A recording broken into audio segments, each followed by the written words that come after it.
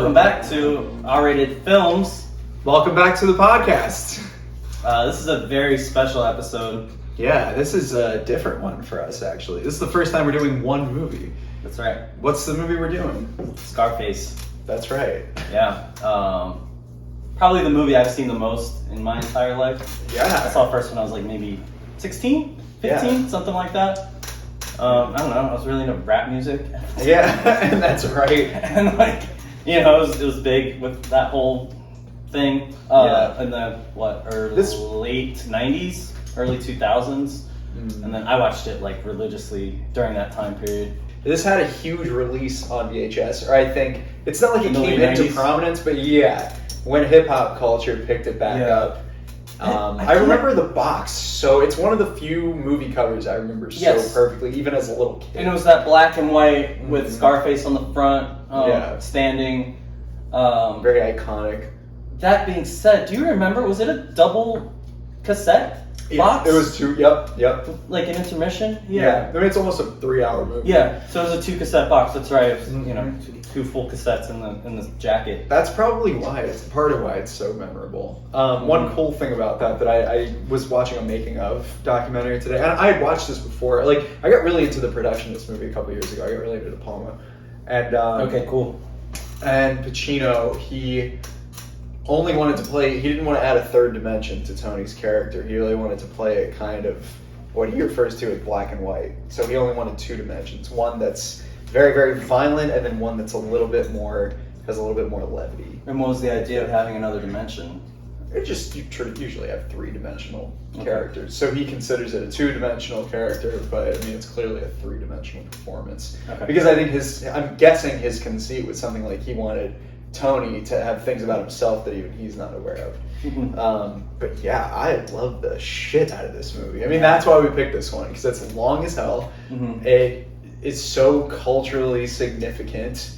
I mean, you could talk about the importance of it for a long time, but I mean, I think its cultural significance comes from its resurgence with hip-hop music, like hip-hop culture, I guess, and then video game culture. Sure.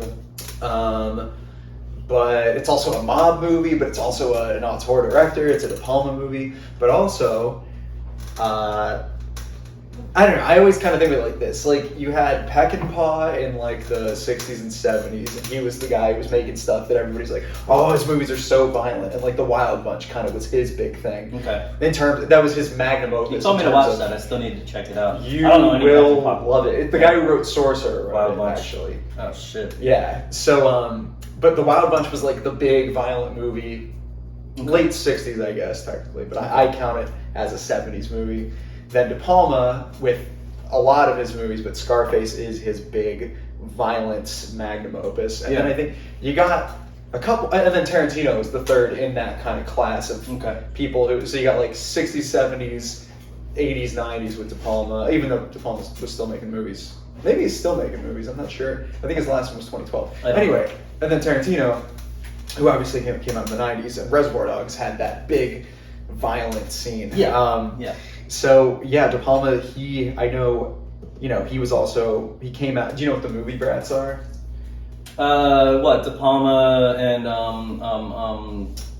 Francis Ford Coppola. Who else is in that? Scorsese. George Lucas, Spielberg. That whole class of people. Peter Bogdanovich. But did you know about Friedkin, or is he? I feel like he's a little bit his own thing, man. Because the movie brats were very like L.A. like film school kids. You know, Coppola was like the first one to emerge from that group, and then he kind of helped those guys. I wouldn't say he helped them get their start, but they all kind of helped each other. I just noticed we had black and white shirts on. Yeah, that wasn't planned. That's pretty funny. I'm wearing black pants and you're wearing white shoes. That's really, we don't think either mimes or huge fans of this movie.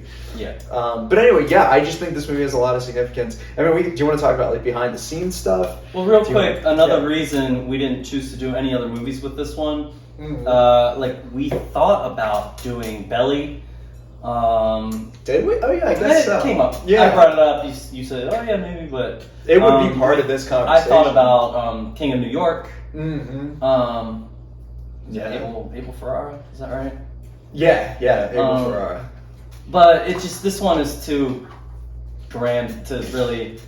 None of the other movies in this genre compare to it, in my opinion. I don't think they come close. Yeah. And after watching it again, I'm even more happy we're only doing this one movie because it's better than I remembered it. Yes. It's been a little while since I've seen it all the way through. I saw in the last 2 years, I've seen it at least 2 times all the way through. So not a real long time, but to sit down and analyze it, watch it with a little bit more of a discerning eye than I normally do. Yeah. It's just way better than I could imagine or remember it being. It is the mafia movie of its decade. In the 70s, mafia. But I know, but that's it hits on that great stuff, but it takes the mob genre. It still belongs in that genre. It's like a gangster film. Exactly. Yeah. Where I'd say more gangster movie than mob movie though. Yeah. Yes. The gangster movie. The mob gets brought up one time in it. Seidelbaum is connected. He's connected. So that's a good thing because he's a guy that can wash money in the criminal underworld. And, they're like, okay, this might be better than going through a bank to launder our money. Yeah. Right? And that's the only time in the entire movie that it gets brought up. And Tony even goes so far as to say that he doesn't like dealing with the Italian mafia. Right. That's one of his reasons. He blames Manny for getting him involved with Seidelbaum. Anyways, that's off topic, but just to go back to it's deeper into topic. Yeah, but back to the mob. Yeah, just another thing that's significant about it is its its place in the, you're right, gangster genre, because you've got The Godfather, which this movie was trying everything. Like De Palma's literally said, he was making sure this was not The Godfather, especially as it's starring Al Pacino. Yeah, right. And then you can't even tell the 90s. Bless you. It's so not close to The Godfather that even Pacino is almost unrecognizable. He was literally Adriana did not. She didn't even believe it was him. That Pacino was Michael Corleone. Yeah, and when I first saw Scarface, it didn't really. I mean, I knew it was Al Pacino, but just visually, it didn't. He plays 2 completely different characters. Even the way he speaks, back when he was in Dog Day Afternoon, and the first Godfather especially. Right. He's got that, kind of goofy, higher way of speaking. Yeah, he's a square. Instead of being Hooah! Yeah, the insane guy. The guy that yells a lot, right? This is the one that I don't know if he did a movie before this where he, became a yeller, but. What's his ethnicity? I believe Italian American. Yeah. I think he's just Italian. So he didn't actually know Spanish when he did this movie. Maybe, I'm not sure. I don't know if he knew Spanish. Yeah, I'm not sure. Maybe. I wouldn't be surprised if he didn't. De Niro didn't know Italian in The Godfather Part 2, and then he learned it. Or he learned it for his lines anyway. But yeah. He's a good actor. De Niro. Yeah, De Niro's pretty good. Nobody ever gives him credit. For being the best. The things that he does are just, really underrated. Yeah, he's not talked about enough. No. But De Niro, speaking of De Niro, so a couple things with De Niro as they pertain to this movie. One, did you know that De Palma and De Niro, technically it's De Palma's second movie. De Niro's first starring role was in a De Palma movie. Did you know that? No. So should I know it? No, it's called Greetings. You wouldn't know it. I don't. I wouldn't. I mean, I knew it because I, looked it up basically. But up until this point, so De Palma, he was a big Hitchcock fan. I think he was going to school for something completely different from film. I forget all this. This is probably not valuable for the podcast. No, go ahead. This is De Palma. I love it. Yeah, but I forget the specifics of how he got. I think basically he I forget. He had a chance to make something for a film class, I think. Okay. He made something, showed promise. I'm sure it won a bunch of awards. That's how a lot of these guys, got their initial accolade. Mm-hmm. It was they all shot. It's look at it with Lucas. I'm pretty sure Scorsese. Friedkin. I don't know what Coppola's whole thing is. But either way, a lot of these people, they had film classes or they made, they got access to equipment for cheap, made a little documentary, somehow it got eyes on it, and then that's kind of how a lot of these guys got their initial interest in film. Anyway, De Palma, he had made Carrie, he'd made Dress to Kill, he'd made Blowout with, He made Blowout with Travolta. And I'm not going to go through a shit ton of film history, I promise. I just want to get this all I saw out. Blowout. Yeah. Wait, what else? I'm sorry. Go back. Carrie was probably the most He recognizable. directed Carrie, De Palma did? Yeah, the Sissy Spacek one. How did I not know that? Interesting, okay. I didn't know that was a De Palma film. Yeah, but All right. and with Travolta's in that too. I didn't even put that together. But Yeah, what did he do? Who did Saturday Night Fever? not De Palma. I'm not sure who did Saturday Night Okay. Fever. I don't know. But anyway, Do you mind finding out? What was up Saturday Night Fever. So Curious because it's up to this that? point, Saturday Night?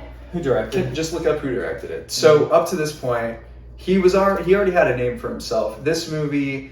So a lot of those movie brats were inadvertently involved with this movie. Scorsese and De Niro were going to be involved. Spielberg showed up on set at some point. Oliver Stone wrote it, of course, who technically... Screenplay. Yeah. Which I think the screenplay went through a few different Who else writers. wrote? Yeah, I was going to say there's another writer attached to it, I right? forget, and somebody who we would know, who Really? I don't Really? remember. John But, Badham? Yeah, okay. yeah, I'm not And sure. What do you? Oh, who else wrote Scarface?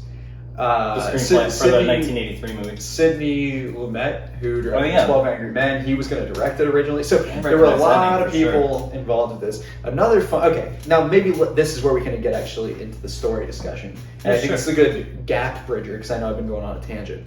It's a good intro to who made the movie. Yeah, and just like what this fucking project is, and the Yeah. fact that it's based on the 1932 Scarface. Which I know is James Cagney. It's actually not. It's Paul Mooney. Son of a bitch. Yeah, Paul Mooney. but not that Not Paul Mooney. no, obviously. Mooney, M-U-N-I, not M-O. Why did I think it was? I just assumed Cagney was the guy. Okay. So no, because Paul Tony Mooney. mentions Cagney. Son of a bitch. And I'm glad you Cagney looked was- that up so you corrected me on camera. And I also thought it was Cagney Okay. for the longest time. But anyway, Howard Hawks directed it. Howard Hughes produced it. And I think Howard Hawks also was one of the producers. But anyway. Okay.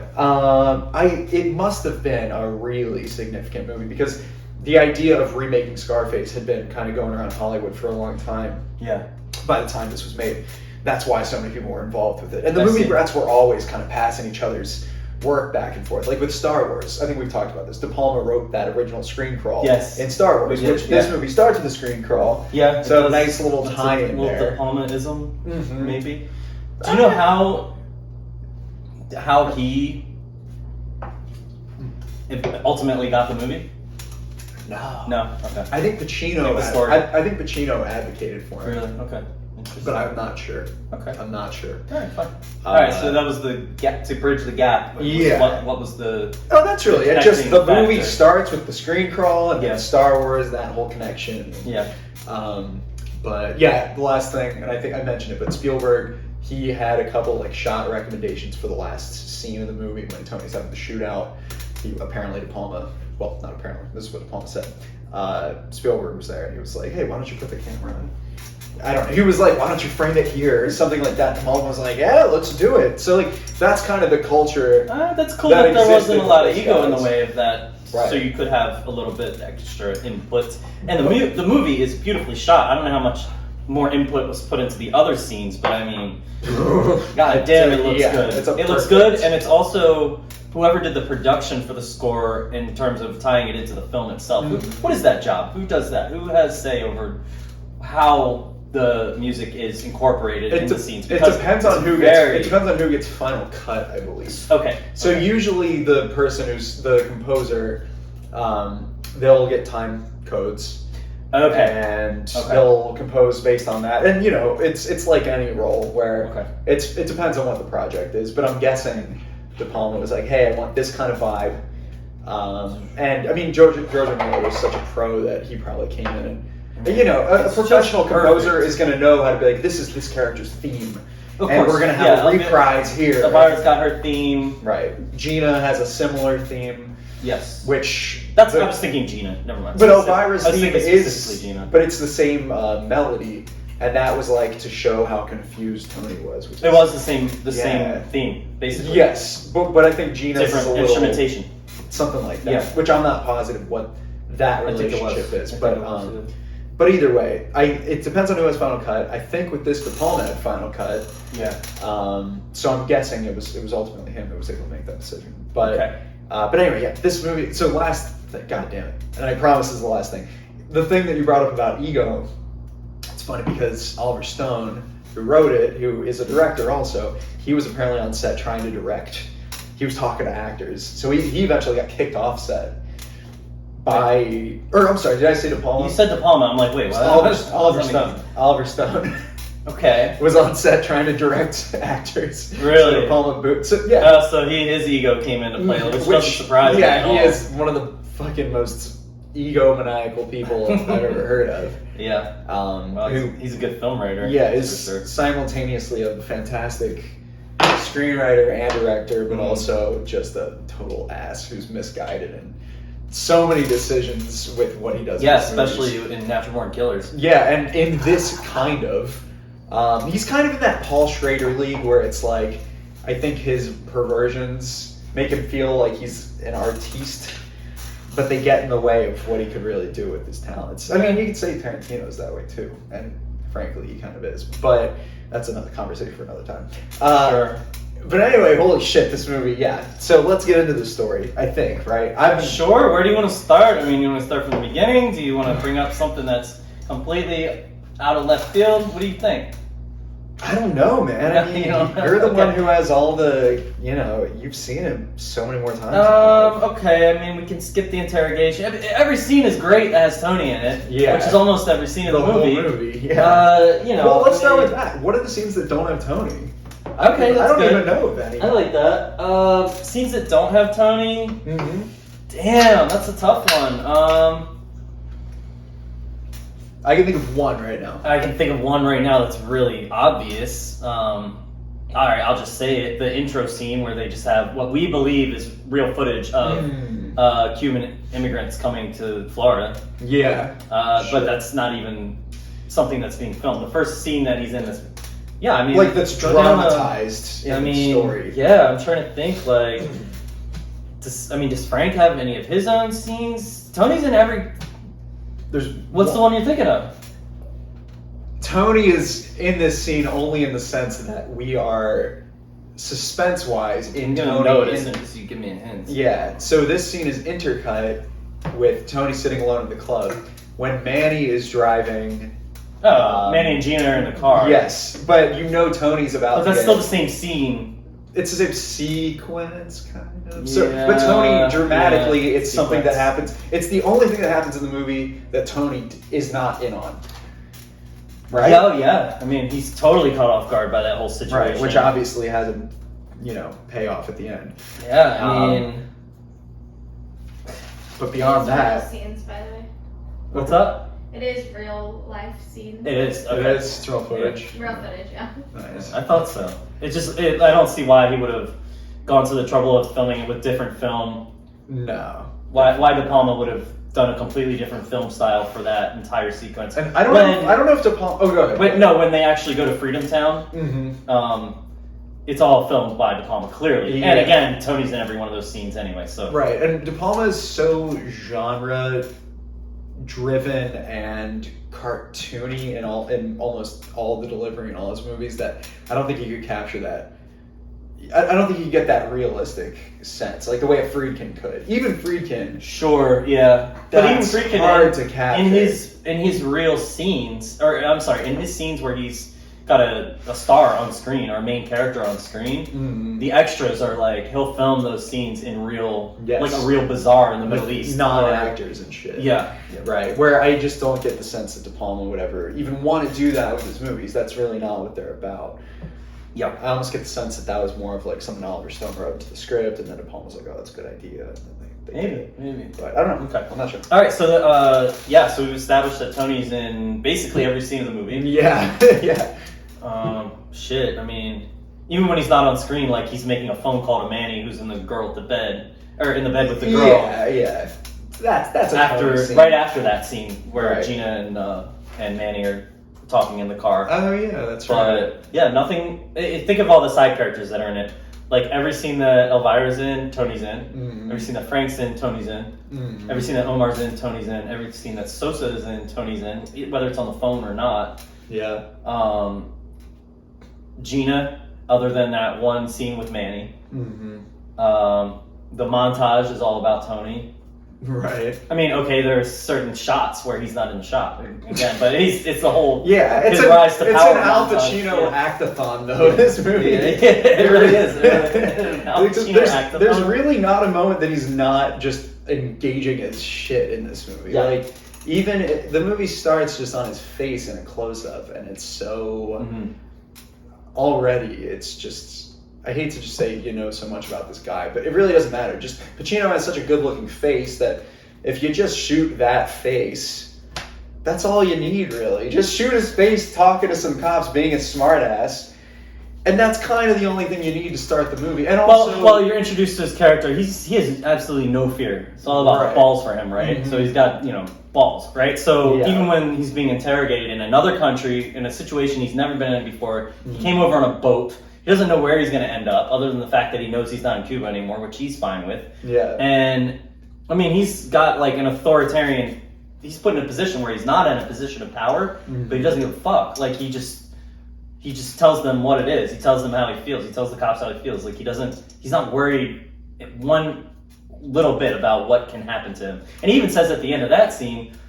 I can go here, there, anywhere. There's nothing you can do to me that Castro hasn't already done to me. Yeah, that's true. And he's smart-ass to them throughout the entire scene. He lies to them throughout the entire scene. Right. Yeah, and we don't know. I mean, that's one of those. The second depth of him lying to them. It's all. That's the more interesting part. Almost the second time through is the fact that he's lying, not just his balls. Well, okay, so it's believable that he got the scar when he was a kid. Yes, I agree with that. Where'd you get the beauty mark, tough guy? That's what he asked him. So it's very clear, or it's not very clear whether that's true or not. Yeah, for all you know, when you're first watching it, that could be true. I mean, why would it not?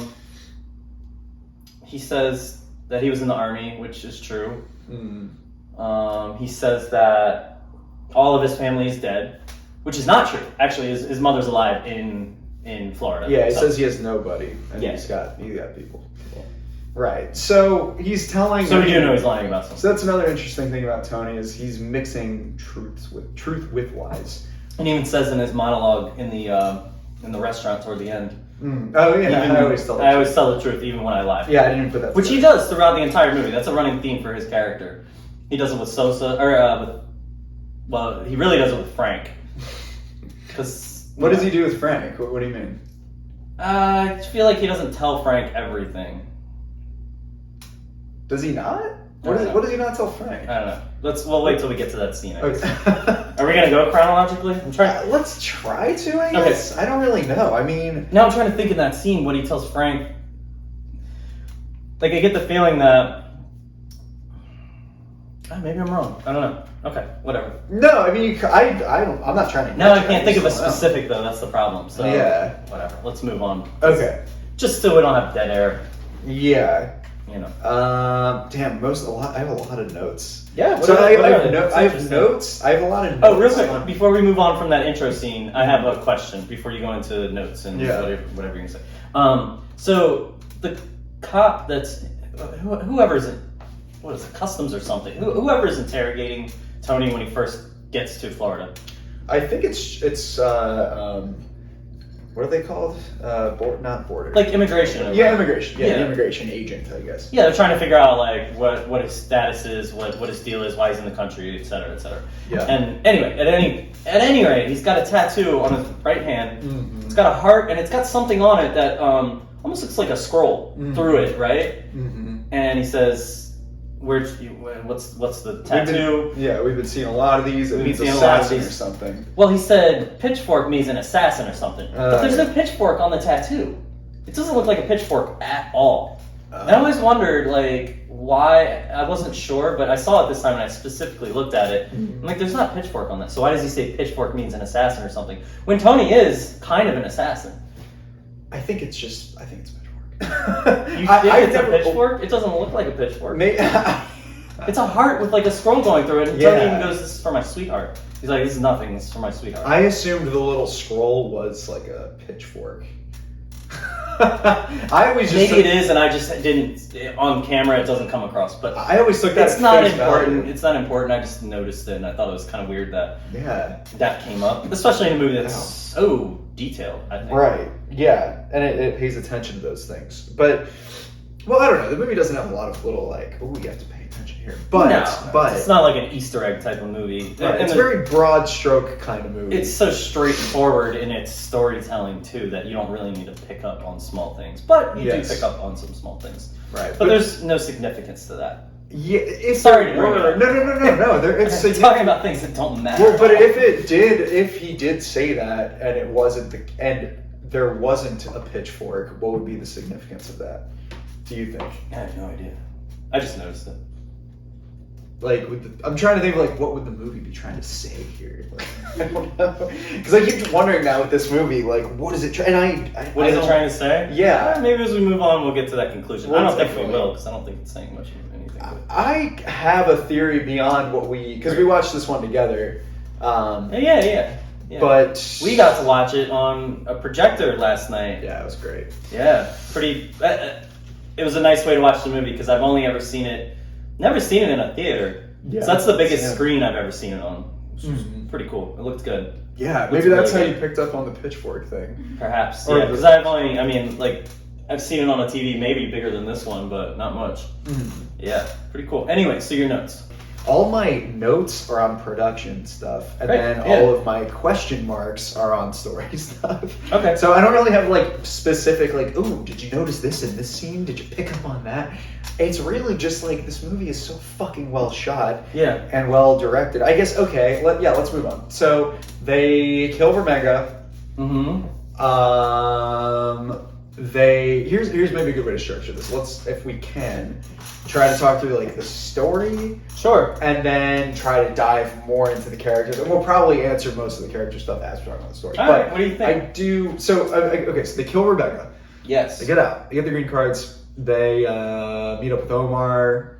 Yeah. The whole shit happens. So I guess my first thing here is, I think it's Manny's fault that Angel dies and that the whole It is, because he's flirting with the girl in the car. Yes. I mean, I guess that's obvious, but it just... there's a shot that makes it obvious, and that's when Angel was supposed to... As soon as Tony walks in and meets the Colombian for the very first time, he says, do you mind if my brother stands outside? Do you mind leaving the door open so my brother knows everything is okay? Yeah. And it's not his brother, but it's Angel is standing on the balcony that leads down. He's within sight of both the room and Manny. He can see what Tony's doing, and Manny can see what Angel's doing. So, Angel can see what Tony's doing, and Manny can see what Angel's doing. Yes. And Angel, somebody sneaks up on him, and Manny was supposed to be keeping an eye on Angel. Right. Yeah, so they were set up properly, and Manny got distracted. Yeah. And I guess, that's pretty obvious. Even later in the movie, Tony says to him, you care more about the money than you do, or the girls than you do the money. Yes. And that's, So. And I used to like Manny a lot more, and now every time I watch it, I don't even care. I don't want him to die, but... And yes, Tony is much more of an asshole than Manny is. And Manny and Gina probably were right for each other. But this time, I just always, when I was a kid, because I watched this when I was a little kid, and I was always... Wait. Let's rewind. I watched 11 or 12 maybe. Nice. Yeah. I love that. So I think more kids should watch like R-rated fucking dirty movies. I agree. I love it. And there's a whole other thing about violence in movies that we'll get into with the whole Peck and Paw, Tarantino, De Palma thing. Anyway, sorry. So, but with this, I always got so pissed off because it's one of the most violent deaths ever in movie history. That Angel is just so pointless and needlessly killed. It's not like he's a character we know, but you understand it's still a human. Well, it's still a guy who's close to Tony. I mean, let's first of all blame the Colombians because they could have just done the deal. Sure, of course. They didn't have to chop his. They didn't chop his head off like a normal. Or just shoot him in the face. Just fucking shoot him. I don't care. They shot him in the side of his head. Right. Like in the side of the skull. Like uncool. And also, why didn't Tony just give up the money to save his friend? Right. That was another element. Interesting point. Yeah. So you got Manny, who's only interested in girls, and Tony's only interested in money and making it. That results in the death of one of their best friends. And I think that's the movie's one of its first points, other than the kind of broad sense of communism. Thought of it that way. But Tony, I was going to bring that up. Thank you. Almost like he's watching him get tortured, I was like waiting for him to be like, all right. All right, the money's in the car, right up front. Right, exactly. At least stretch them along and don't let the guy just die. So and Tony's a great negotiator. We come to realize. So yeah, it's pretty crappy that happens. Yeah, it's just very such interesting a pointless point. because he's a guy who clearly they're very close with. Like he was that part of that trio. Yeah, for sure. Yeah. So and you got the sense that they knew each other really well. Although you don't really get the sense that Chi-Chi is like really close with them. I always kind of felt he makes it to the end. Right, but I always kind of felt that Chi-Chi was like somebody they met at Freedom Town. I mean, look, he grew up a criminal.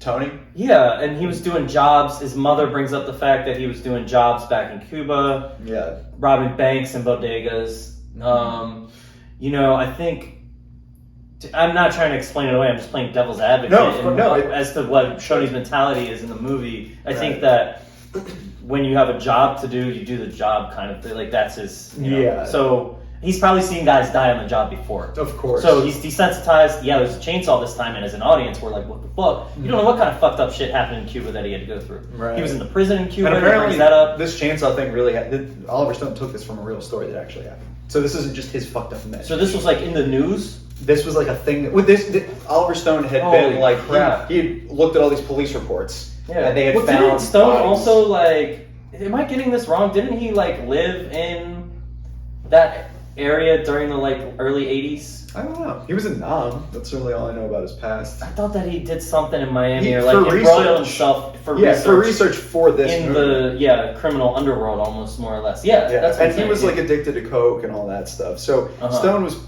so this apparently really happened. In other words, yes, it's totally believable that Tony knew that dismembering bodies was part of the gig, but still, dude, like in terms of character, like which I don't give a fuck. I get that my point is that's what the movie's trying to say, and it shows it in a really kind of cool, clearly fucked up way.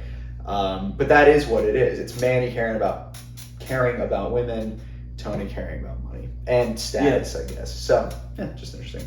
Well, also Tony's sick of being a dishwasher, and he knows that's his only way out. Right. And he knows that if they don't finish that job and do it properly, he's going to go back to being a dishwasher. Mm-hmm. Or a low-level guy, which isn't what he wants to be. He's after money and power. So, but if that movie were made these days... These are other motives for him, aside from being desensitized and already having the experience with a situation possibly like that. Right. Further to his character, like I just said, money, power, like he's goal-focused. Yes. And that's another... Yeah, he's very ambitious. Yeah, but I mean to the extent that like... Pros about Tony. He's goal-oriented. We'll do whatever it takes. Yeah, we'll do. To the extent that that's the number one goal is to complete the mission to get to attain what he wants to. Mm-hmm. You know, I mean, they wouldn't have even got that job if it wasn't for him. They were going to do a deal that got he and Manny each $500. Bag of Chandlers. Yeah, yeah. So moving on. What do you have? What do you think about like some of the side characters and the things that they say crack me up? Like like the way that Omar treats Tony and they're like back and forth. Now I'm trying to think of some quotes like from Omar, like I don't know when they're having that conversation when he's in the car with the guy who they never bring in again, the driver. Who like what's their connection? They introduce his name too. Waldo, yeah. I think. Something like that. Yeah. He never comes back up again. Maybe he gets killed in some. You never know, but what does he say? Something like, "Oh, real big shot." Yeah, he's like, "You want the money? All right, big man." And F. Murray Abrams is so. You know something about cocaine? Yeah. And Tony, that is something that doesn't really get brought into it from a text level. Is talking about like how Tony knows all this shit. He just will always. People will be talking about the business. And he'll bring in like facts. I mean, when they're talking to Souza, when they're talking to Omar, when they're talking to Frank at some point, I'm sure, where Tony will just like know more than the other person knows. And the movie doesn't make a point to be like, explain how Tony, like, Tony, which I'm cool with that. I think that's a cool way to do it, actually. Yeah. Is just to show that this guy clearly knows what he's talking about. He belongs. That's again another thing where you don't have to explain everything. Fuck no. You don't have to give all that backstory. The audience will do that. Cares? Like, let us Right. Have trust, have faith in the audience, have Yes. faith in your story and your storytelling and your characters. That we trust the character. Right. You don't need to And baby us, the director right? and the writer to know bothers me. we're That's in what good hands. you to be able to make a film. That movie would have been 8 hours long if they had to do all the backstory that they do now for characters. Yeah. To dumb it down and explain every little detail of what's going on to you. Right. I think in a lot of cases, not all movies do that. No, yeah, I agree, dude. Even in the hands of an incompetent director back then, they would have done that. Another great thing with Omar is, so he and Tony have an argument when they go to see Sosa, right? Of course, their big blow up, right? And Tony's trying to make a deal. Omar says, "I'm only on authority from Frank to buy 200 kilos, I think." Yep. And that's it, and then blah, blah, blah. So Sosa goes away for a second. He has to take a phone call. And they start arguing, and Omar says, "Let me do the talking. Shut the fuck up. I'll do all the talking." The second, I'm pretty sure, the second Sosa gets back, he goes, "So, where were we?" And then Tony goes, "Panama." So where were we? Panama. You're looking for a partner, right? Yeah. So he immediately says the first word in that conversation, and you just Omar drops his fork just being and defeated the almost whole rolls his time. eyes. Yeah, Just like, and he's it's also so funny the look on his face and the way he drops his fork when Tony starts going again, and like, the way he's trying to keep his cool with Sosa. Oh, yeah. And he's smiling with his cheeks and his mouth, but his eyes are so pissed off at Tony. It's such a great performance. What an excellent character actor F. Murray Abraham is. Yeah, I agree. He's fantastic. I need to watch Amadeus. He won an Oscar. Never seen it. Okay, I've always heard great things. It's the guy who. It's actually. I could be wrong. Wait, no, it's not Wolfgang Peterson. Who, Never Ending Story guy. It's oh my gosh, One Flew Over the Cuckoo's Nest. Milos Forman. That's the director's name. Okay, I didn't know that was. But dude, I've seen scenes. I really want to watch that. I got another one for you. Yeah. When Frank, all right, this goes back to Omar and Sosa, and Frank is basically, he doesn't like Sosa, and he's mad that Tony made the deal with Sosa behind his back. Frank is mad that Tony made the deal behind his back. He's of course mad that Sosa got killed because he doesn't even believe that Sosa was an informant. Right. He goes, "Let me tell you something about that greaseball cocksucker." I heard you laugh when we were watching it last night. He goes, "Greaseball cocksucker." It's like, the insults in this movie are really good too. Yeah, they are. And the way they're delivered are really funny. There's another one they're with so straight-faced. Mel Byrne. I think it's It's not Bernstein, but it's of that ilk. Something like that. Whatever. Mel, the cop that's shaking Tony down a little bit later. Oops. It was empty. It's okay. It's okay. That would have been a party foul. Yeah. But so before he shoots Mel, he goes. Bernstein. It is Bernstein. Okay. So Tony has some good lines too. First class ticket to resurrection, whatever, blah blah blah. Pretty good. But when Mel shoots him, he's, "You can't shoot a cop." And then he's like, does he shoot him the second? No, he doesn't shoot him the second time. But he goes, "Fucking punk." It's like the way they're not even the greatest insults ever. They're just the way they're delivered with such like veracity. Yeah, that's the word I was looking for. Like veracity. Yeah, like just. Anyway, so those are hilarious. They are classic. So that was my point. Is I love Tony's interactions with some of the side characters. Yes. Especially the guys that he ends up being at odds with. Right. And then maybe Sosa toward the end when they're on their last phone call. "You little fucking monkey. You little fucking monkey. I told you never to fuck me." Yes. Yeah. They're just, somebody in this movie could literally call somebody just a son of a bitch, which is like the most, again, cliche, hackneyed line you could use. But it just works because you've got like these waspy guys, or at least I consider Sosa, even though he's Bolivian, pretty waspy. And then obviously he literally calls the banker a wasp whore. Like there's such a I guess it's just insults that you can use now, but they don't have that impact. It's like back in the day, in the 1800s, if you called somebody a scallywag, how that really meant something. calling somebody a fucking punk, which it still works now, but there's just more oomph to it being delivered back then, I think. He goes, fucking punk. And then I think he shoots him the last time and he goes, fuck you! It's just, the movie's kind of cheesy, but it fits. Oh, dude. And we can talk about that, and those lines are kind of cheesy, but like, I don't know, I think they're realistic. I think that these guys are cheesy. It's not the movie is cheesy. These are, This is 80s, like, it's a cheesy world. It just, they're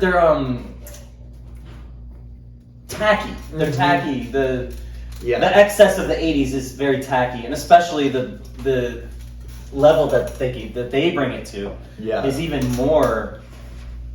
It's accentuated, and in the filming and the dialogue, it's very animated. That's brought to life.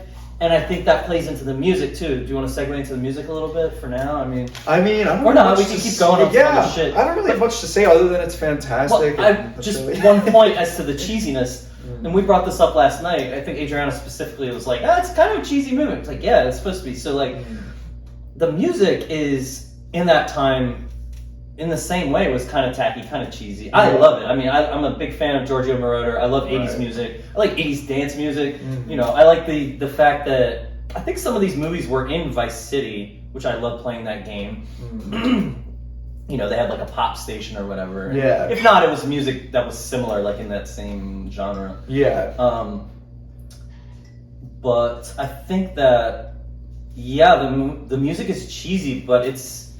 The way I brought it up is it's like a period piece, but it's not a period piece because it's filmed in the time that it was made. Right. But if you look back on it now, it's like they're very true to it being an 80s movie. Yeah, you can... And not to the extent of being like Spaceballs, like a parody of itself. Yeah, it's really immersed in that You can like world. Simultaneously love this movie, especially in 2021. The movie's been out for 38 years, I think. You can simultaneously love this movie ironically, or the music more specifically. Sure. Ironically and unironically. And the dialogue, and some of the... Everything about the quotes, movie. Yeah. Mm-hmm. But you know what I mean? The manner of dress, like what they wear. You know what I mean? Like, it's cool because it's cool, pieces. But it's also cool because it's cheesy. Yeah. And that can coexist, like that feeling toward it. Because it comes off as being so authentic, I think it makes it timeless. It makes it timeless, yes. Like, we just watched this movie, and maybe I grew up with it, so... But you get what I'm saying, right? Like, you can like it ironically and unironically at the same time. I completely agree. You don't have to be like, this is cool because it's cool, but you should feel that way because it is, because you can because it now feels like a period piece, the way that a movie, made in the 50s felt like a period piece to people in the 80s, a movie made in the 50s that took place in the 50s. So, yeah, the music is just fantastic. Both the score and the club soundtrack, or just the soundtrack in the movie in general. Well, it just works. More so, I'm sorry, the soundtrack, the club music, and even the montage music, right? Mm-hmm. That's the music I'm talking about that has the cheese factor. Yeah. The score itself, to me, is... the way it plays and the way it plays into each individual shot. Mm-hmm. I'll give a specific example. There's like a synth bass line that drops in as soon as Tony realizes that there are children about to get into the car with what's his name? Do you remember that diplomat? What is his position even? I meant to make a note of that. I don't even know. The gentleman that's giving speeches outing the Bolivian drug ring, right? Yeah. So I've never known. The way the music plays into that scene was one where it really stood out to me. Yeah. And you already have a mood created by everything that's going on, and the music accentuates that mood so perfectly. Right. Also, when somebody is we'll be touching Gina.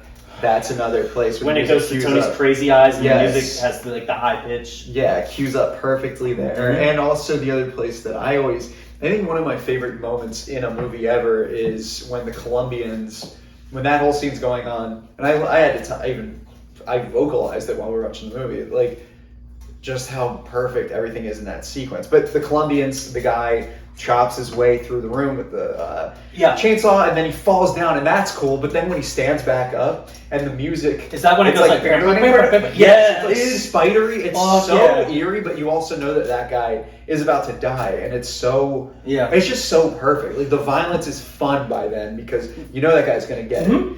Oh, and the way that he gets it. It's like a goddamn horror movie, too. It is. That's cool. It is. That's not the only scene that's, like, fucking scary. There's also, I made a note of it now. I'm thinking back. I can't think of it off the top of my head.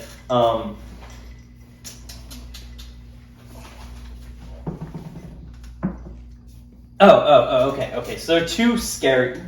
I would say one that's even more scary than that scene.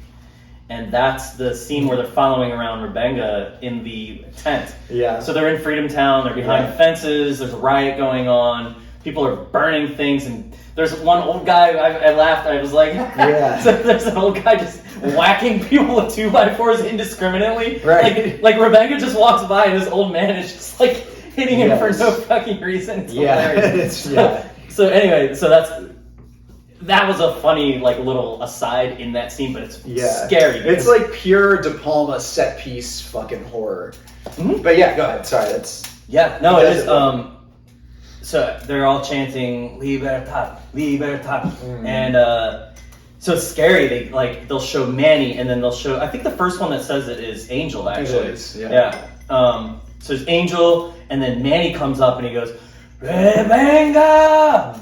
So he's like, oh fuck. There's shit on fire. He's like in a dark tent, like. Right. But yeah, showing it from his. Well, sorry. Go ahead with it. That's just scary. Like that whole setup is scary, and showing it from his point of view, and knowing that even though we're going to be we've been following, and we're guessing we're going to be following Tony and Manny. Showing them as the monsters. It makes the violence. I mean, it's fun depending on how you look at it. Because if you're looking at it based on the text, this guy was one of Fidel's higher ups, and these guys are totally in the right for wanting to kill this guy. At the same time, it is murdering another human, so it's confusing in that way. Where the violence is Tony's an assassin; that's his job. Of course, but you get what I'm saying. He's not like a normal dude. But you get what I'm saying. Morally, it's obviously the wrong. It's murder. He murders. Right. Morally, the right thing is to just forgive the guy. But the movie, the fact that it doesn't give you this is how you're supposed to feel, that's just cool. That's nice that they don't have to hand it to you on that platter. No, they don't. And they do a great job of letting you enjoy the movie for what it is. Yeah, and making that guy feeble and weak and afraid, even though he's the whole probably time a scumbag. He's literally glasses on. Yeah, he's he's like horrified. He can't keep his glasses on his face. Right. He's like Florida. He's probably sweating a lot. His glasses are falling off his face. And he's probably used to affluence. He's also smoking a giant cigarette. So he's like, what? Dude, flick the cigarette. Like, you got more important things. Yeah, there's not a member on his body. Maybe that's how stressed out he was. He was like, Right, and again, the set piece element of, the fire and the feathers going up and the smoke of him smoking his cigarette. Mm-hmm. It's perfect chaos. Yeah. So and it's fucking scary. It is scary. It is. And Manny, who's the most likable character in the movie, is the scariest thing about that scene. Yeah, I mean, just the way he says his name. Mm-hmm. And I think he pulls a switchblade, right? Yeah, is he standing there with a switchblade? Yeah.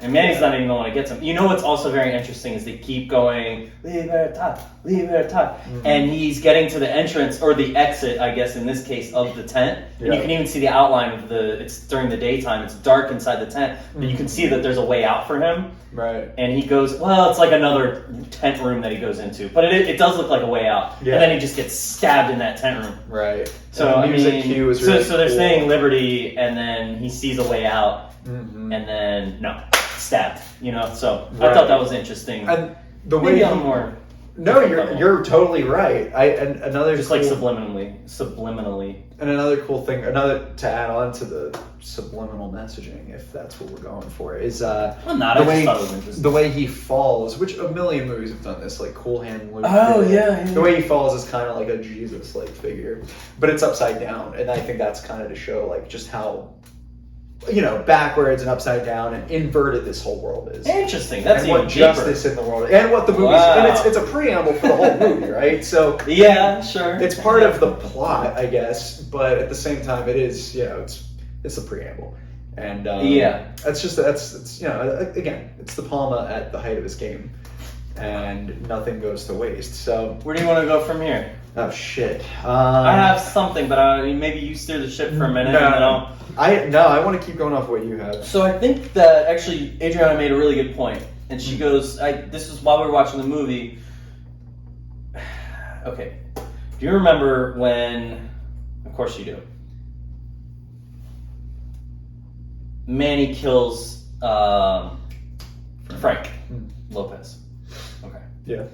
And then the montage starts after that, right? Mm-hmm. Great scene. Mm-hmm. Money counting, I thought was really cool. Of course. etc., right? Yeah.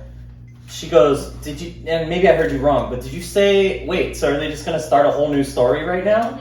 Because it felt like a long movie up to that point. Right. And what is it? It's almost a 3-hour movie. I don't know what the runtime is, but it's like It's 2 hours and 50 minutes. 2 hours and 50 minutes. So at that point, we're already at least maybe close to an hour and a half into the film. Yeah. And she goes, "Are they about to start a new story right now?" And I never thought of it that way because I'm so familiar, and maybe I don't remember in the 2 cassette box Maybe it where ends. it ended. I bet But you know where it ends. I know The where world it ends. is yours. I know where it ends. It ends when I'm pretty sure, and this is going back many years, but I think it starts back up with them doing the money counter and Cytobomb.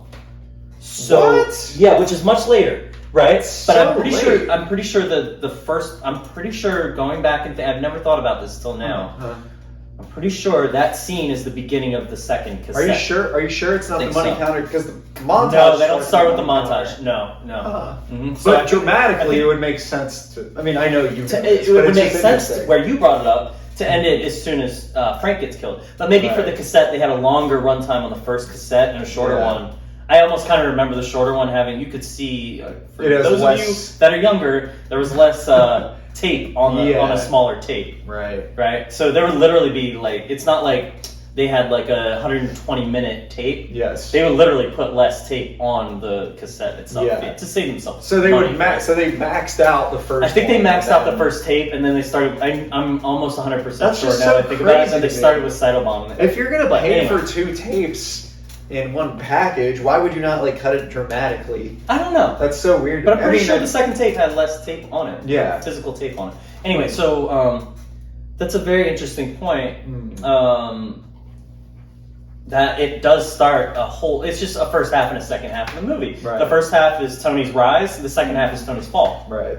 Right. I never thought of it that way really. So Yeah. it's cool that you brought up that it's split in half like that. Yeah, because it kind of wraps it up in a nice little Yeah. bow, and there's not really any loose ends. Well, Like there's if it- nothing really. If it were that Right. movie, then yes. Yeah. Of course. See, to me, that's funny you say that it feels like it's a long movie up to that point because I don't feel that way at all. Every scene and every moment is so Because you know, though, you know. No, not even No, that. even if it was the first watch? Okay, maybe it's convenient to say that now, but I look at movies in such a gosh, this sounds Expect more? that's such a pretentious way to expect more start out a of it? sentence, but That is but no, I look at like the structure and Okay. knowing the structure of it and what we know about the characters, and clearly the movie, if they wouldn't. You have knew this, it couldn't have ended There there. wouldn't be this insane violent scene at the beginning with the chainsaw, only for the movie to be like, and then he became the boss. It's like Tony has to get his comeuppance, you know. Like clearly that's not the whole thing. So I see. Not only that, Yeah. but also again, it just feels so engaging up to that point that, and things aren't really resolved with Gina and Elvira. They just felt like there was too much shit that needed to happen. That's an interesting point. Can we go into Elvira's character maybe a little bit? Yeah, I would love to. Okay, great. So I think- let's start from the end and go back, or Well, go I ahead. was just gonna say she has one of my favorite lines in the movie, which is a little bit meta, but she's like, can't you stop saying fuck all the time?" Well, it's very just self-aware. Yes, And yeah. it's the writing is self-aware, I think. Like, Right, which it's not like her looking at the camera and being like, "Oh, look what I'm saying." Like, you know what I mean? Like, I'm calling this movie out for being, edgy. No. But I guess, irony of her, being married to her second drug dealer at this point, or at least romantically involved with her second drug dealer. Like, the fact that she's offended Oh, they're by married at this point. the F word. But I don't know if she was married to Frank. Was she? I always thought they were. Same, but I think she might have just been his girlfriend. I'm not sure. Maybe, because, how do they explain that away? Like, the whole him dying and... Right, and her just, like, dating Tony. Yeah. There are some loose ends that we don't need to look into, and I'm okay with that. Yeah. Also, Frank has a picture of another woman on his desk. No, that's her. That's her? Oh, I always thought It's that her. it was another woman, and that was like his wife who he left. It's Nancy Reagan. No, No, it's funny because he has like a picture of presidents Nixon behind him. and Bobby Kennedy. Yeah, behind him. Yeah. Right. But on the desk, it's her. It is Elvira. Yeah, Okay. she just looks less like a junkie than she does on screen. I Oh, gotcha. think. It's her. I'm pretty sure. No, I noticed that. I believe you. specifically looked at it. I was like, oh shit! I never noticed he had a picture of Elvie on his desk. Elvie, yeah. Welcome back. This is the second half of the episode. Yeah. Yep.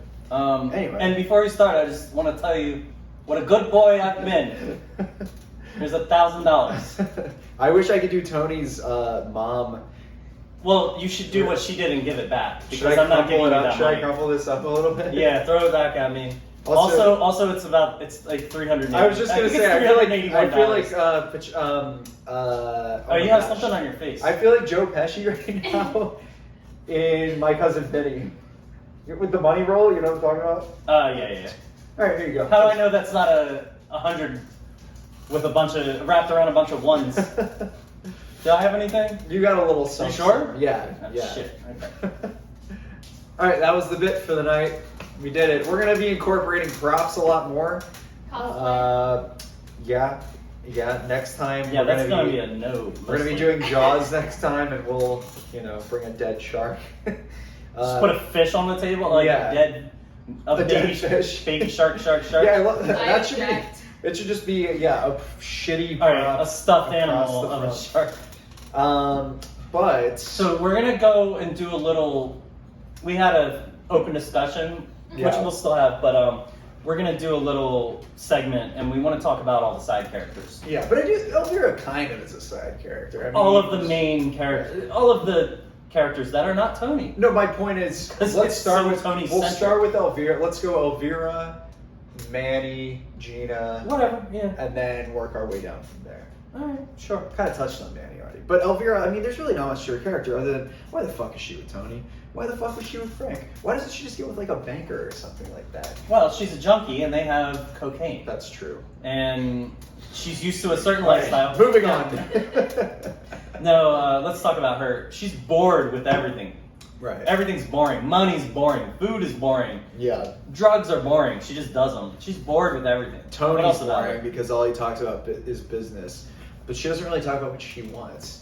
I mean, Tony calls her out on one of the funniest scenes in the whole movie is just that scene where she says, "Can't you stop saying fuck all the time?" And Tony's like, "Why don't you just go why don't you become a nurse?" And he's She tells her to get a job. Right. Be a nurse.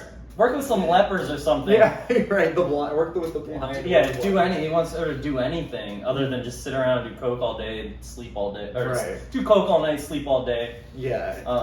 And when when Tony's looking at the pelicans, it's just a perfect scene to highlight He goes, what "Hey, their relationship bubblehead." is. Right. Yeah. That is one of the most interesting character scenes for their dynamic, for sure. Yeah, absolutely. Because the rise to that relationship. It's all like romantic / Tony kind of being a creep, but she Right. goes right along with it. She doesn't have much agency in the movie. Mhm. Like after Tony kills Frank, he just goes to her and he's like, "Hey, get your clothes on, let's go." Yeah, it's on. And yeah, like now you're mine. You're with he me even now. says to her like, "You belong to me." Mm. He's like, something about her being a lady tiger. She belongs to me.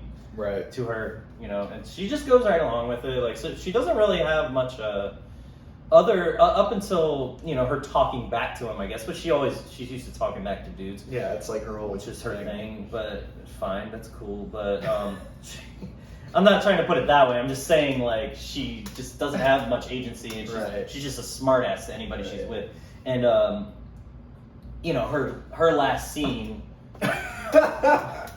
Sorry, bro. No, before you get you're on, laughing. Go just on. Go one on, of the go best. Another thing where Tony's calling her out is I forget what he says to preface it, but he's like, "Why do you always say things like I need to know something?" Like, he Yeah, calls well, I her- always gotta know something. Yeah, like he's calling her out on all her snide bullshit. Mm. He completely deserves it, and they're perfect for each other in the sense that they're both just such pieces of shit, of course. Yeah. But sorry, you were gonna get into her last scene, which Oh, I mean, where she finally is like fed up and she leaves him, which is pretty. You know, it's like okay, and kind of anticlimactic for her character. Well, maybe not. I mean, that scene is so epic, and when she says Al Pacino delivers that, you know, you need people like me, the bad guy monologue. Right. The bad guy monologue. When she says we're losers, I think that's enough. Not that she like deserves a victory in the movie, but I think that's enough of a blow. And then clearly Tony's thinking about it when he's like, "Hey, did Elby call? Did Elby call?" He constantly asks throughout the entire end of the movie whether or not she's called, and she's gone. That's it, right? So my opinion that I've made up, my story that I've made up for her over the years is that after that dinner, she went back to Baltimore. Yeah, I always got the sense she might have gone to... She's clearly like got rich parents, maybe went to rehab. Yeah. Because when she's with Tony, her life is worse with Tony, and the only indicator for that is, I guess it's Tony who says this. Maybe she says it. Does she say she has enough friends when she's with Frank? Or does Tony say it to her? Is he's like, you got all these friends... Everybody admires you. All this. There's a line early in the movie. No, he's saying that everybody, not that she has friends, that all the guys are attracted to her. But like you got a beautiful body, beautiful legs. Every guy in here is attracted to you. Only you have a look like you haven't been fucked in a year. Right. But I think there's a line referencing, if it's not from her, it's from Tony, that she has a lot of friends. Like she's got a lot of people in her life. Not really, because in the monologue scene in the restaurant, she goes, "My only friend is Nick." The pig. That's what I was going to bring. Are you saying that I always got the sense that maybe she was a little bit better off with Frank. They had a better social life and... Yes. Or I mean, clearly Frank, which is another thing I want to bring into it with Frank. It doesn't seem like she ever did. Right, because even Frank, clearly they weren't happy together. Yeah, but Frank was more of like a goofball kind of playboy. Right. You always got the sense Frank had people around constantly. Yeah, he was more of a partier. Tony's more of a business guy. So right. That's why she calls him out. She's like, she's just miserable with him. And I think but she's miserable the whole movie. My whole point is, though, she's more miserable with Tony than she ever was with Frank. Which is saying a lot, because she's fucking miserable with Frank. Right, yeah, the moment she comes in. He gets murdered, and she's like, all right, I'll just go with the guy that murdered him. Right. So it must have not been that good. He literally has blood on his hands that he's rubbing on the sheets while he's waking her up. I mean, yeah, with Elvira, that's really it. I mean, yeah, she's miserable. I like to hope I think it's maybe just that, like, Michelle Pfeiffer is an actress. Like, I hope the character of Elvira... Man, she's really fucking good. She's awesome. She's a perfect stuck-up douche. Like, that's what she needs to be. She pulls it off. Right. You know what? Okay, this is really weird, but not really weird, just really like an unexpected thing that I noticed that I thought she was great in her acting was when you said, Tony like goes to wake her up and he's got blood on his hand. When she wakes up, I was thinking, and I've never noticed this before, I'm like, did they like actually have her fall asleep and take a nap and walk in the room and wake her up? Because the way that she wakes up and just her reaction was a very realistic like waking up. It wasn't like it wasn't acted. It wasn't put on. It was so realistic the way she like it just came out of like a state of like deep sleep. Yeah.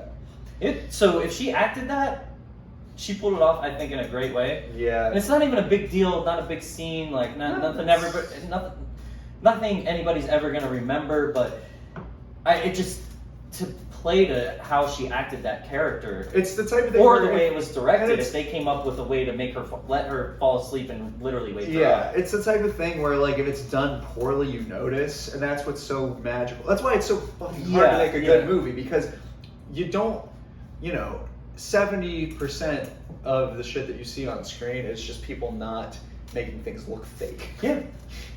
And that's one of those examples. Right. Yeah, it is, totally. And the fact that you notice it, because you've watched the movie a million times, you're just starting to realize, this is another thing that just works with the movie because, it just adds to it. But yeah, I mean, like with Lebowski, what the fuck? Jeff Bridges would like rub his eyes. I mean, there are definitely techniques. If the dude was high before the scene started, he would be like, he would ask the Coen brothers, "Hey, do you think the dude burnt one before this scene?" And they'd be like, "Yeah, he probably burnt one." And then Jeff Bridges would like do this with his eyes. And like, that's awesome. in Pulp Fiction, Christopher Walken, before the watch monologue, apparently to deliver it really intensely, he put hot sauce on his tongue. So he'd be sweating while he's telling the story. Wow. So I I'm like that. sure That's they really used cool. like a little scene to... It's like a pitcher in baseball using nowadays they use a special kind of wax that makes their hands stick to the ball, and they'll rub it on their Wait, like. what? Yeah. And it makes them grip the ball tighter. Oh shit! Some kind of like little trick, like yes. putting the hot sauce on his tongue, like little tricks of the trade to make it look realistic. You know, David Fincher has his thing where, you know, he'll get 100 takes to make it look like somebody lives in that apartment. Just little things you never notice that become stamps for people. Okay. But either way, yes, that is cool as shit. That's, again, whether it's Michelle Pfeiffer or De Palma. We spent a long time on LPR, and she's not that important. Yeah. Really dramatically not that interesting, but, right, so but performance-wise, fantastic. What character do we want to go to next? I guess stick with that theme. Probably Manny. Yeah, you want to go to Manny? I think it goes Manny then Gina, because Gina's the weirdest. Let's talk about Manny. Dynamic. Now, the most important thing about Manny is, all right, so he wants the women. He's more into the ladies than he is the money. Tony calls him out on that. But the most important thing plot-wise for Manny is the fact that he sets up the deal with Cytobomb to basically they have a deal with the bank where they're paying 10 points on the dollar to have the money laundered. So they're losing $100 out of every $1,000, or you know, 10% of all their multiply it up from there, right? Right. I think they get a 4 or 5% deal from Cytobomb, who's again, we talked about this earlier, is apparently connected. But this was Manny's deal. This was Manny's connection that he made. Right. And Tony finally goes along with it, much to his, not to his chagrin. It's he makes detriment. To his detriment, and to the fact that I think the drugs are starting to wear on him a little bit, because Tony throughout the movie becomes more and more addicted to cocaine. And I think his judgment starts to slip, and he does make a judgment that on the basis of saving more money and having more money, that he wants to go with a deal other than the reliable bank deal that he has, which probably would have come crashing down too. Right. But Manny set him up with this guy who actually was an undercover cop. So further to that, Tony ends up being killed by Sosa because of events that start from his situation with Cytobomb. Right. Also, because he's going to have to do prison time. I know I'm building this backwards. No. You know, if you've seen the movie and you know the plot, you understand that he had to do a favor for Sosa, or he was offered a deal with Sosa to keep him from going to jail for the deal that he had with Cytobomb, which was Manny's connection. So it's kind of Manny's fault that happened. But it's not Manny's fault. It's more Tony's fault, I think, because if Tony hadn't been in the room, I don't think they would have gotten Tony on those charges.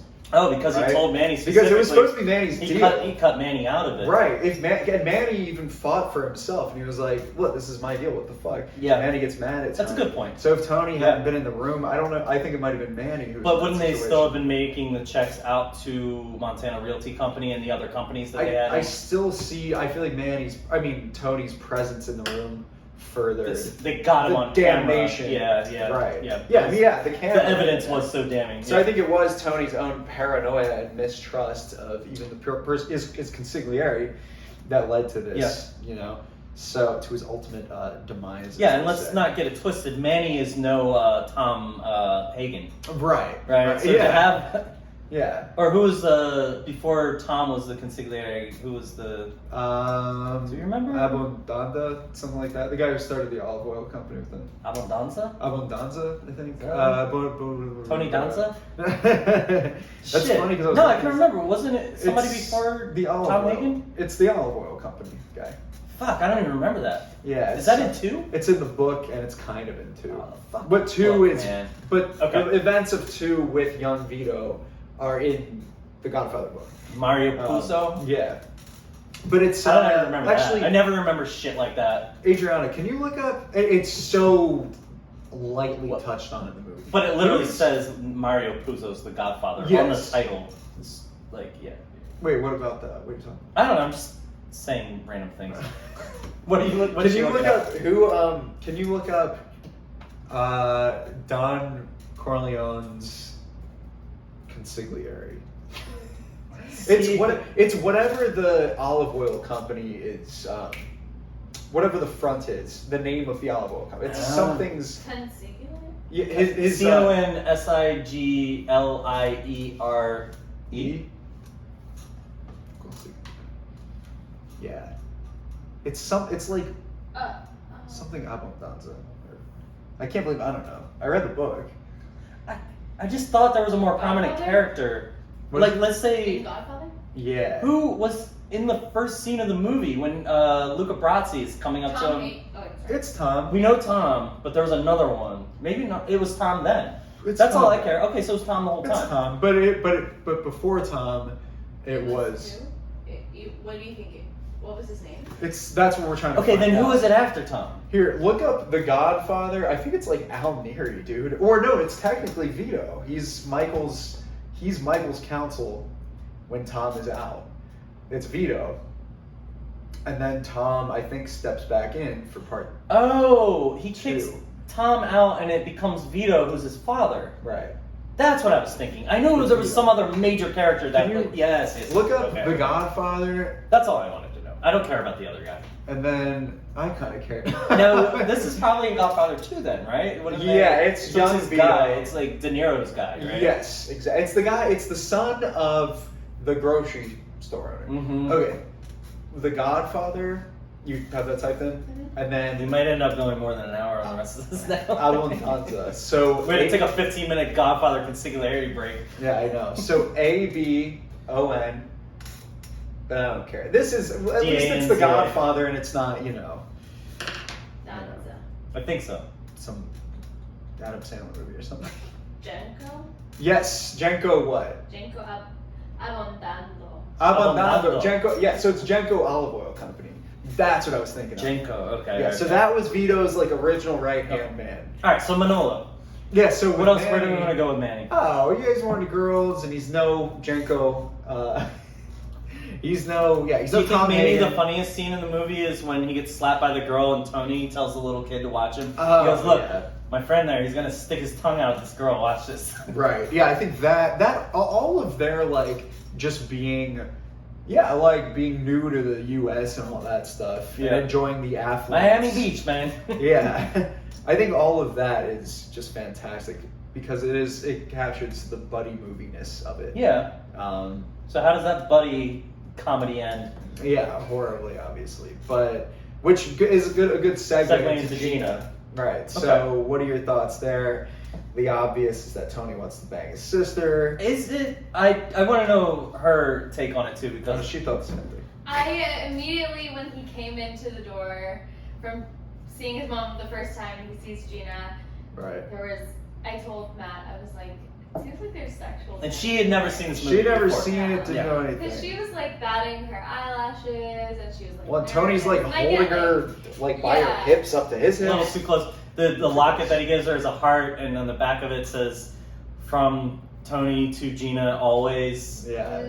Kind of It's just a bit much. Yeah, It's a little, just- little bit much. I just would never act like that with my brothers. No. And I'm sure you wouldn't act Right. like that with No, your not at sister. all. It's really weird. Yeah. And Tony almost is jealous, and obviously at the end, Well, even Gina so- calls him out on it. So, what does that back to mean? Manolo. Sure. The very first after Tony gets back in the car, Manny drove him to see his mom and his sister Gina, and And Tony gets pissed off at him. yeah, well he goes, she's beautiful, man. And then the music goes on, that high pitched Yeah. piano or what, that high pitched synth. sort of, right. And Tony goes, hey, she's not for you. Right. Yeah, so clearly Tony's not all right with it. Yeah. And I guess the question there is, based on all the evidence from the movie, is that the reason Tony's so protective of Gina? And that's in the movie. Gina says, I understand why, you've been so protective of me. It's because you want me. And I guess the most obvious thing is like, all right, Gina's the most innocent thing in Tony's life, therefore he's, as sickening as it is, like attracted to that element of Gina.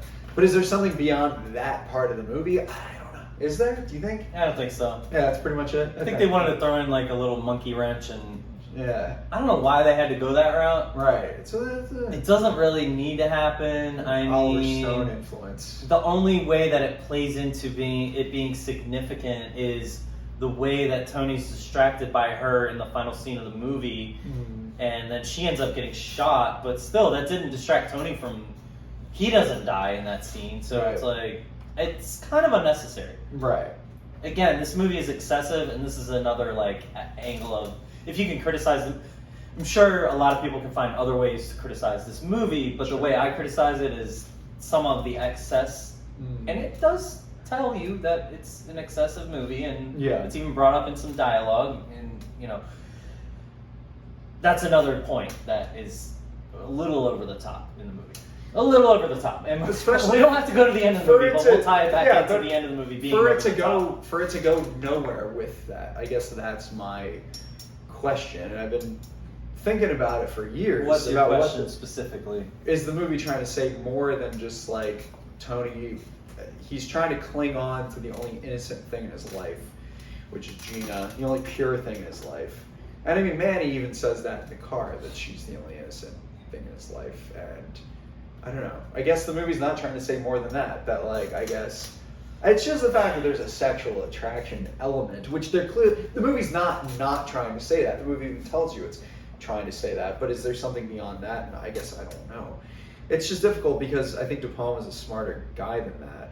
But I thought this about Natural Born Killers, where I was like, it does smart things, but then it makes these really stupid, like, oh, we're trying to be like edgy by throwing like this weird. Do you think that's what it was? And then you think that's the Stone influence on it? I do. But you're also saying that De Palma's the director. Smart enough that he could, or even the studio, to that. Yeah. I mean, this movie didn't do well in the box office, and no, I'm sure it did. It made its money back.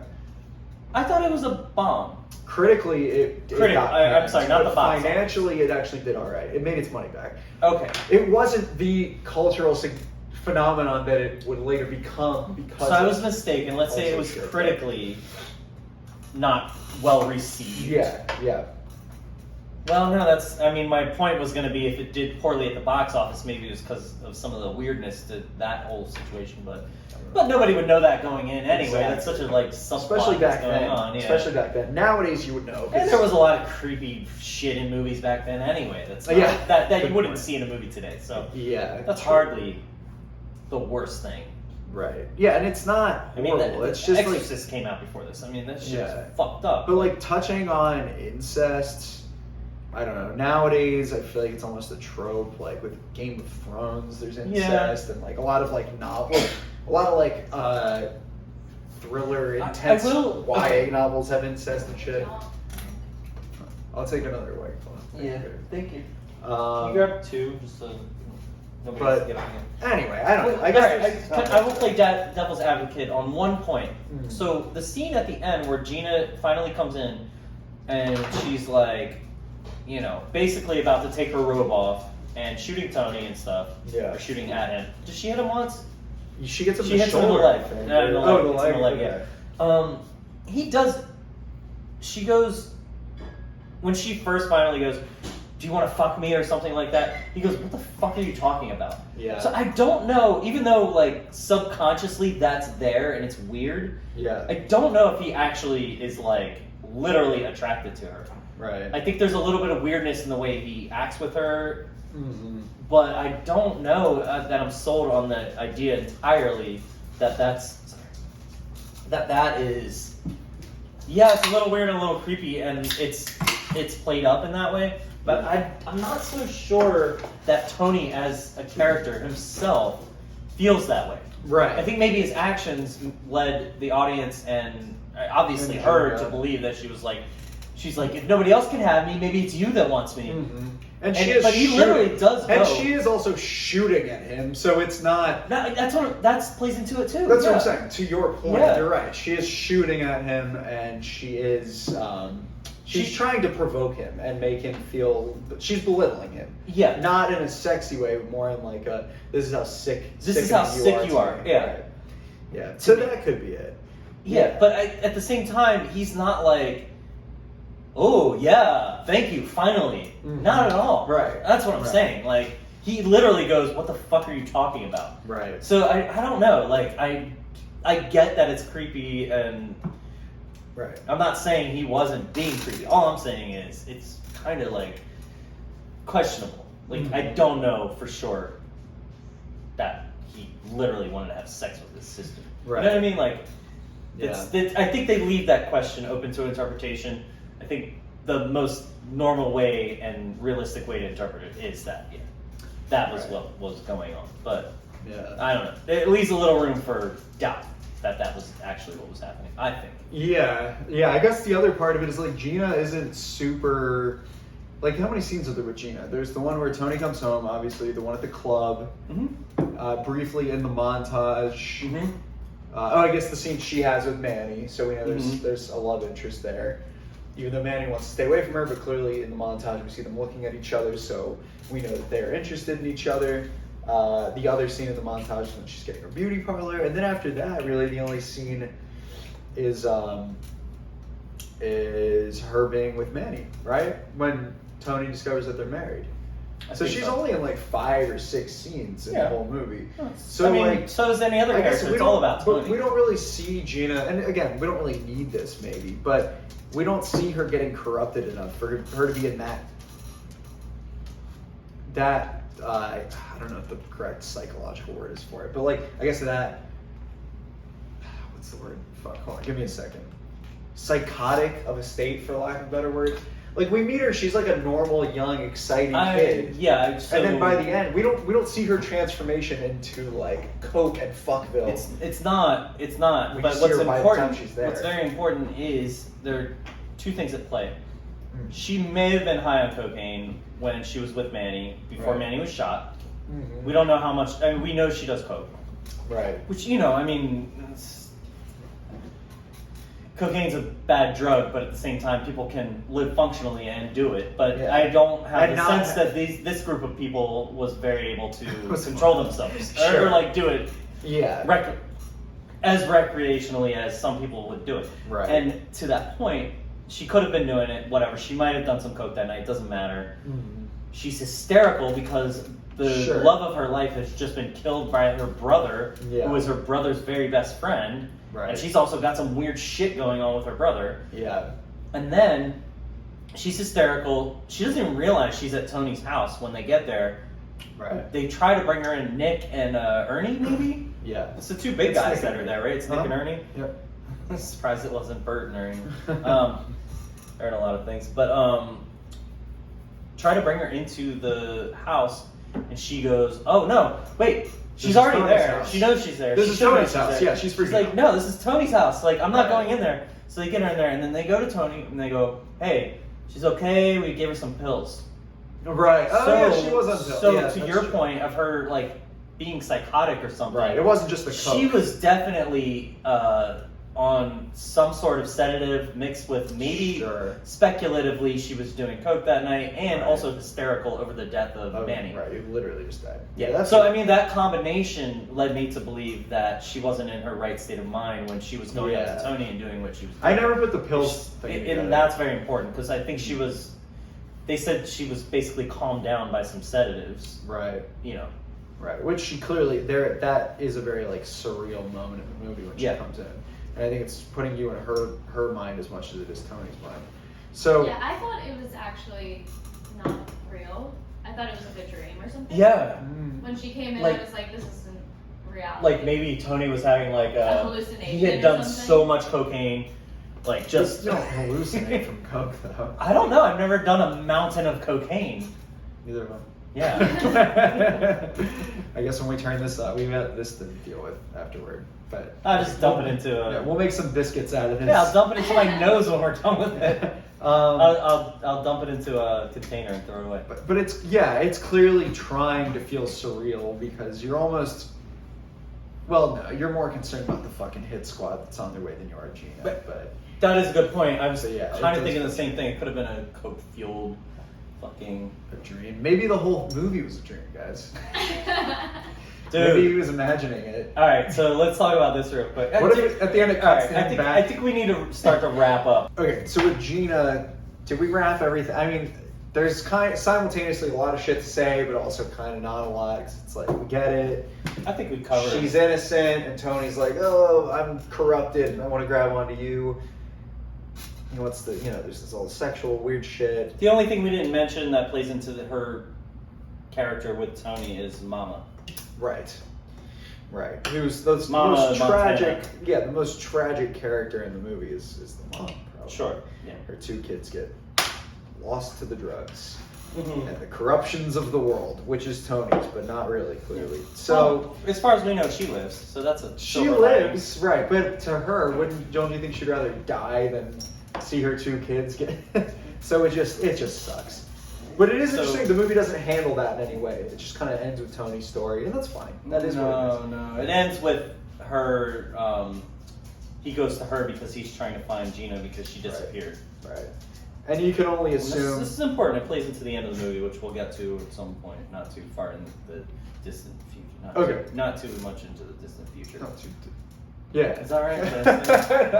In the not too distant future. Yeah, that's the one. Is what I was trying to say. Yeah, so Mama Montana, she'll be wrapped up... Because she'll play a part in the themes of the tragedy of the movie, I guess. Yeah, so, beyond that, I mean, I wanted to talk about Frank. I think this movie has... some little movie contrivances, and I think one of the biggest ones is the idea that Tony, after I guess 2 things gone right. He kills Rebecca, and then the Colombian thing goes down, and then after that, he's just kind of best friends with Frank, and Frank is just welcoming him into the inner circle. Yeah, that's what happens. Best friends with Frank? Yeah. After their first meeting, he's in the car with Manny, and he goes, "That guy's soft." No, I'm saying from Frank's point of view. Oh, from Frank's Frank. Yeah. Frank yeah. is just like, oh, you killed that guy, and now this drug deal got totally fucked up. But Frank's a little loopy, and he's yes, that's a good way to put it. Yeah. So Frank, I'm debating: is that the movie showing that Frank is slipping, or is that just some stupid contrivance where the movie's just all right, we gotta speed things along? That's just who Frank is. You think Frank is just? He's a mover and shaker. Yeah. I mean, he's in that world. Right. He knows everybody deep in that world. He knows the players. Right. But he's never. When Tony at the end says it's the last guy, in his monologue, last time you're ever going to see a bad guy like this again. Mm-hmm. Frank has never seen a bad guy like that ever. Right. And Frank's number 1 rule is never underestimate the other guy's greed. So I get that. Yeah, that's a really good point. I mean, so Frank breaks rules 1 and 2, I guess, and then Tony breaks all the rules. Yeah, he doesn't fly straight. Does Frank actually say in the movie you gotta fly straight? Or he mentions... No, he mentions the guy. He calls him El Gordo. Yes, I think he's a real he's a hasa. Right. And he says, you know what a hasa is? It's a pig. It's a Yiddish word for pig. A Yiddish word for pig. Right. And then, so he doesn't say he's a pig that don't fly straight. He, in that same paragraph, he's says that he doesn't fly straight because he isn't, I don't know. But he never took directly to Tony. He's never the number 1 rule of being a drug dealer in Miami is you gotta fly straight. He doesn't say that. He brings up that yeah. So that's why Tony comes back at the end. And, you are Frank. You're a hassa. Yeah, right. So I guess a point where, and I'm not even in a place to critique this movie because in my opinion, this is. I can't say it's a perfect movie, but for what it is, it's fucking close to perfect. Nailing it right on the head. It's just a unique kind of movie for that. But I said at the beginning, after watching it this time, there are a lot of movies that you see when you're a kid.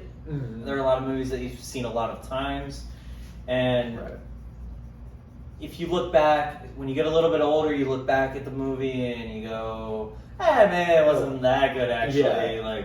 Right. This one doesn't fall off to me at all. I agree. And scene by scene, I think it's a so what was your point to stick with Frank? I guess I think it comes down to cup of tea in terms. Well, I'll get back to Frank. Sure. But I still think The Godfather and Goodfellas for some reason transcends this. I think it's more because they're character driven, sure, in the sense that Well, you're following an Michael interesting and you're following comparison. Ray Liotta, but they're more about the world, where this movie feels more like Character insular study. Yeah. and character study and isolated to. That being said, these the people, way which the I don't setting care. isn't insular. You know, it's big. It's big. It's very big. But it is insular in the sense that, like, Little Havana is the only club, I guess, that everybody goes to. The fact that he sees Gina. Yeah, but at it Little doesn't Havana- feel boxed in. No, never, it doesn't never. feel. Yeah, the world does feel. It's built got up. it's got the set pieces to make it feel big. Like I'll put it this way: like I lived in Philly for 14 years, right? Mhm. I never really left the city for 14 years. I didn't have a car at the time, like whatever. Yeah. So yeah, it's insular in that sense, but I got to experience the whole city. Right. He's going to Bolivia and he goes to New York. Like, it's not a small movie. No. Right. No. And they do build Miami out. Like, yeah, you have where Tony lives. I don't know exactly where that is, but they go to Miami Beach. They go to. I mean, they do explore the city. They're wide shots that show the entire city. Right. Where Frank lives, there's like a pool, and you can see I think you can see the background of the skyline behind his pool. Yeah. Like I mean. I agree. So, It's just, my point is, it's insular in the sense that What's your the point, What's your point, dude? It's insular You did it again. in the sense that the characters don't really go outside of that world. Where in Sure. The Godfather, even the scene where Michael is going to the place in, oh my gosh, I can't believe I don't remember this. Wherever he kills Solanzo and McCluskey. Yeah. Which is in the Italian Bronx. restaurant. Yeah, which is in the Bronx. There are elements to The Godfather beyond him just going to Sicily that make it feel bigger and like. Well, I mean, like the world truly is Michael's. I mean, he goes to Nevada. It's not. I'm not talking about like, oh, he goes to that place, he goes to this place. I'm saying like. and the second one, Nevada, Cuba. Right. Is it? I don't know if it's the way it's shot or if it's the way the character, maybe the ambition of the characters. You always kind of get the sense Tony wants the world, but to him, he's getting a little too big for his britches. Well, okay, he's like delusional. So we're off Frank. Tony is, Okay, now we're just on the limit. we can wrap the movie up. So to that point, this is a great point that you just made in terms of him being too big for his britches, like you just said. When the shit comes down, like when the shit really hits the fan, and everything's going on with Gina, he just killed Manny.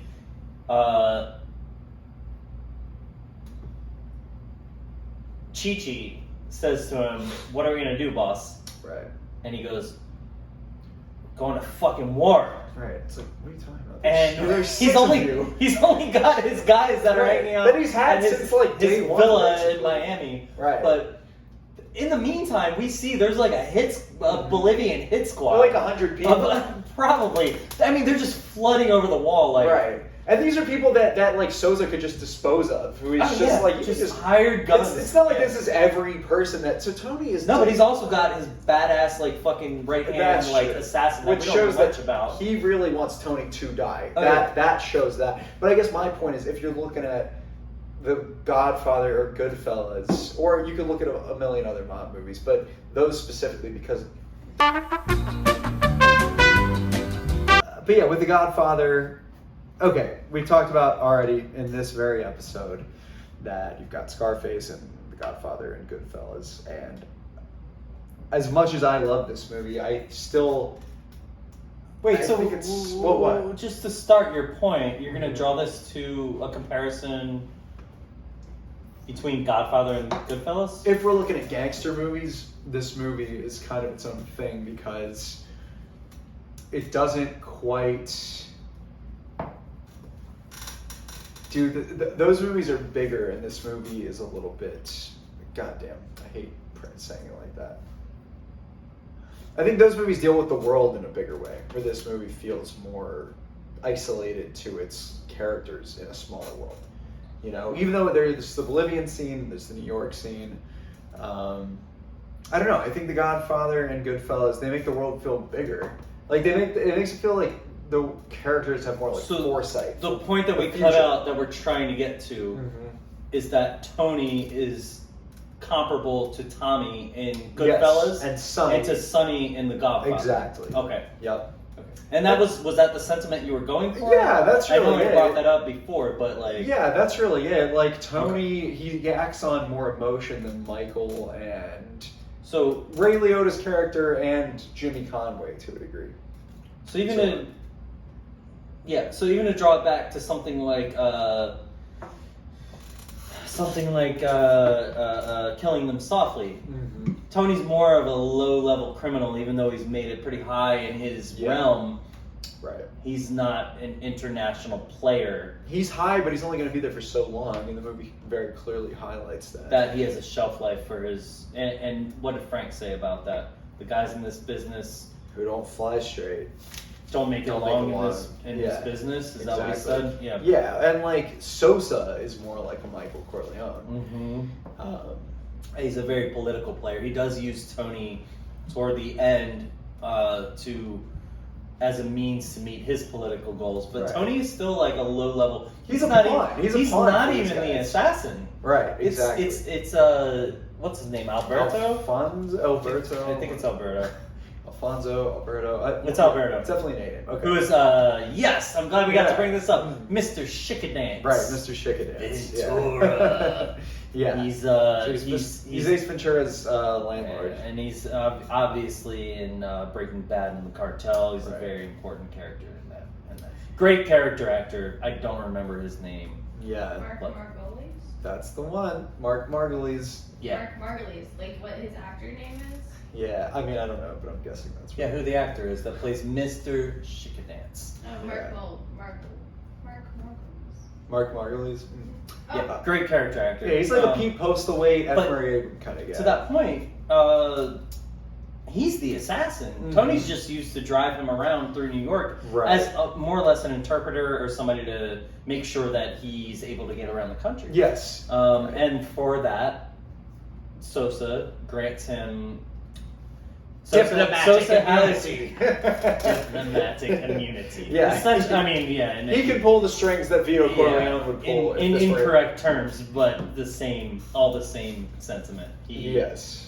Yeah. He can protect him with his Yes. connections. Yeah, but to your point, Tony is not that high up. Right. As right. much as he would, he's striving to that, but he also doesn't have the moral compass of a Michael Corleone. And the exacting patience of a Michael. Yes. Who Michael Wisdom. Yes, Michael was never, and that's kind of part of the movie too, the fact that it's like, is Tony a product of his environment, or is his environment a product of him?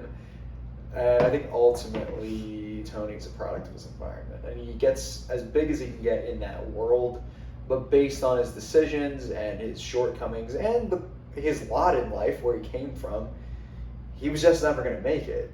It's like to become that, insane ruler of the world, Sosa kind of guy. Like Sosa didn't work from the bottom. No, So- he's part of a wealthy family. You always They get bring the that up sense in the he news was wealthy. story. Do they? No, they I specifically bring it up. totally forgot that. Okay. Yeah, so when they're doing the expose on the Bolivian drug trade, Mm-hmm. the whole thing with Sosa where they incorporate Tony into trying to assassinate this guy who's outing them as a major drug cartel coming from the Andes in Bolivia. Right. Yeah. You have a general there. You have the CEO of the Andes Sugar Company. Mhm. You have their Washington liaison, who is like a kind of like a what do you call him? Like a lobbyist or something, probably for the Andes Sugar Company. But Right. under the guise of all the money's coming from the cocaine trade into Yes. America. And then you have Tony, who's just.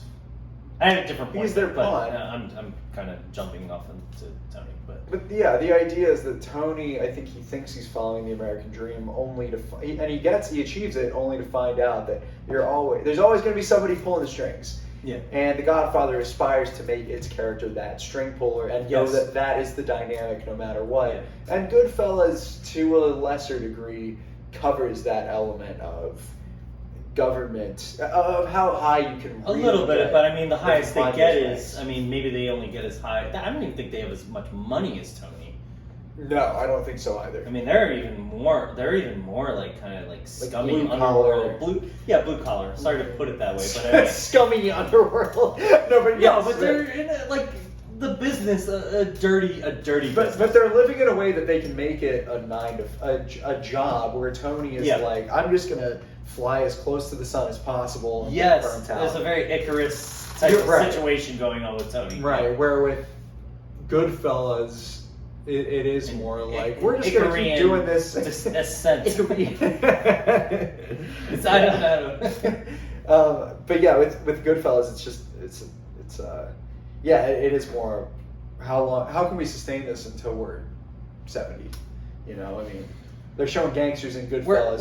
Okay, so like maybe let's wrap it up this way. Like Tony never had an end game. Right. It's like, where does it end? Yes, that's a good way to put it. How does excess, like, everything just falls apart and keeps falling apart and keeps getting worse. His money keeps going up, but his problems, more money, more problems. Right, like, exactly. And he's not expanding his operation in the right ways. He's getting Nick the Pig where he should be getting, like a better consigliere. Yes, he's not incorporating intelligent people into his organization. Right. Even his consigliere is Manny, and Manny is flawed in a lot of ways, and Manny's a good guy to be by his side, but isn't the best. When Tony goes to New York,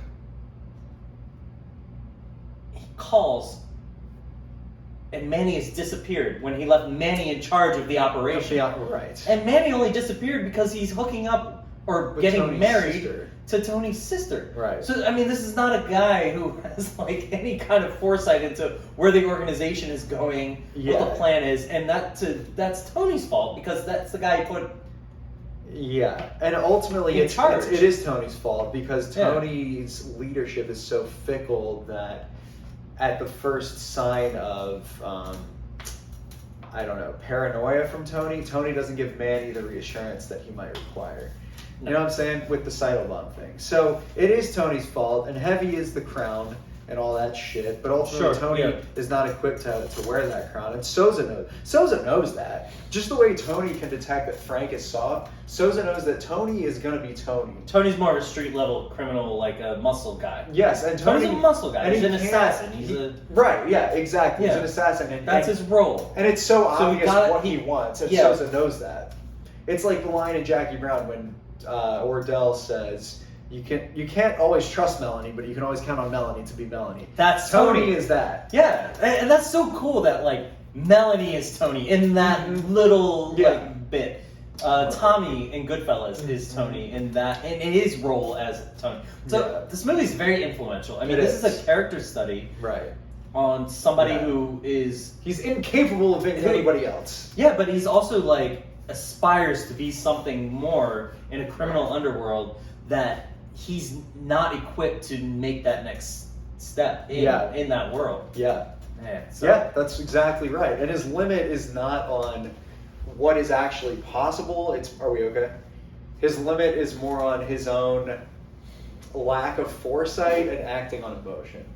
Yeah, but also his like upbringing. Like Michael couldn't have been Michael without Vito being Vito. Right. Tony didn't have a veto. Right. He was always doomed to fail. Right. Like, there was no... Yeah, I mean... Yeah, that's it. Yeah, I agree. And I mean, I think ultimately, like, if you're looking at what is this movie saying, it's like, okay, it's a cautionary tale. Don't become a drug dealer. Don't move to Miami. Or if you do become a drug dealer, don't become a drug addict. Yes, yeah, don't get out of your own supply. Yeah, rule number 2. Right, always. I mean, the whole don't underestimate the other guy's greed, that's valid. I love that you brought that up, because I always knew that was in there. And of course, like, it's placed to the character of Tony and his relationship with Frank. But it's so important that you brought that up. Like, don't underestimate the other guy's greed. Frank gets completely undercut by Tony. Right. And Tony's greed. Right. Yeah. Yeah, no, you're right. One other thing that's really cool about this is we had like Wall Street after this, and Gordon Gekko and the greed of Wall Street and the excess of the 80s. And this is an early 80s film that deals in the drug trade. Yeah. But they also talk about economics and geopolitical things that are affecting the world. Yeah. This movie was made in 1983. It was released in 1983. Right. So the foresight in this film in terms of how capitalism, like kind of crony capitalism, at its like and worst corruption extreme. and drug corruption, and it's a great. It had a lot of foresight into what was to come. Yeah. Which That's is true. brilliant. It's brilliant. So I'll shit on Stone a lot, but I love Oliver Stone for so many reasons. Oh yeah, no, he's got. I mean, I think he's got a lot to say. A lot is good. His interpersonal stuff is a lot of what confuses me. His stuff that has to deal with like the world and violence and corruption and bureaucracy, I hear that, but I think his interpersonal shit is always mixed up. Yeah, which again to Mickey and Mallory, Right. And that's Tony and Gina. and Tony and Gina. which Yeah, it's just like why, dude? Right, and it's not that I it's almost like kind of ooh. want to. I don't like biopics. All right, I was gonna talk about Marvel, but I'm not going. I'll talk about how I don't like biopics. And Yeah. fucking Stone does Spider-Man the biopic. Stone is a major biopic guy, and I love JFK. Yeah. Well, yeah. let's set that one aside. But I kind of now that I'm thinking about his interpersonal like bullshit and Yeah. how much it's not done well Yeah. or not realistic. Right. Yeah. I think it might be interesting if I watch like the W movie or something like that. Yeah, I'm curious to see Not what to go that's off on all a Stone about. thing. We should wrap up Scarface. I think that's the end of it. What else do you? Yeah, have? I mean, not much. I mean, I think it's an A+ movie. There's not a dull moment. It says what it needs to say. Even if it all it has to say is, this is a cautionary tale, like who gives a fuck? That's fine. I don't care. If it's a well-executed cautionary tale, good. I'm not gonna, become a drug lord. That's I fine. have two things. What? One, you said you had questions for me. Mm. Did you cover all the questions that you had? Yeah, for me? I think we're Okay, pretty that's well fine. covered. Yeah. And number two, normally at the end of the episode, which is kind of contrived, but it doesn't matter. We kind of rank the movies, and it's pretty obvious as we go through them what they are. This one, we only have one movie. Right. So let's rank this movie all time. And that's not to put any okay. pressure on you. I will just start by saying, after watching it again this time, it might still land in the top 10 for me out of my favorite movies that have ever been Really? made. I think so. I think it's got to be top 10. I'm not going to list the entire 10, but Yeah. that fluctuates. It's Yeah, a fluid list, and it Yeah. always will be, depending on my mood. And you could ask me tomorrow, and I might change my mind. But No, I think for me, it's a fucking masterpiece in my opinion. it's higher than it's ever been for me, and I think it's my top De Palma movie by far. Okay. Top 50, but there's a lot of shit in that top 50. Fair There's enough. a lot That's of shit, great. and Yeah. it could be top 25 if I sat down and listed them out. It's damn good. Yeah. There's not a moment where I'm lost, or well, clearly not. This is lost, a man but who's there's seen a not lot of films. Yeah, so top but it's- 50 is a pretty fucking But you too. AFI. Don't worry about that. Like we're talking about. But I do think, yeah. I mean, I don't know. It's like a lot of these are kind of tied. It dwells in that. It could be top 30. It could be top. It's not. I'm not but- pressuring you to No, put I it know. higher. I know. Like I've just never thought about it like that. I really haven't. usually don't, but I figured in terms of like now we rank movies at the end, so Right. we have nothing to compare this to. Other than the world. But yeah, We usually do 3 movies, and then we kind of rank them, but it's I love it a lot, and I hate it. I feel like I'm saying everything with like a caveat. It's really not. I think it's a damn good movie, and I would recommend it to any person ever in the whole world. if you're over 12, watch this movie. Yeah, I agree. Yeah. Mhm. You're gonna be fine. Yeah. Some Don't worry chainsaws. about mommy and daddy. Don't. No, it's specifically like you saw it when you were 11, right? Yeah. Yeah. So if you're not allowed to watch this movie, like just fucking put it on. It's Just okay. put it on. Yeah. You're gonna it's be all right. fine. You're not Netflix gonna die. exists. Just use your parents' credit card. It's all right. Yep. But yeah, I mean, it's violent, but it's no more violent than a lot of shit that's No. out nowadays. It's less violent than the normal shit you'll see on the internet, on the news. Yes, exactly, and it is cautionary. It's not it doesn't glorify any of the violent No, not at all. shit. No, And it's a making- lesson. Yeah, it's making a clear statement. Hey, don't be greedy and value your friends. Never There's rat on some your friends. glorification, but there's always a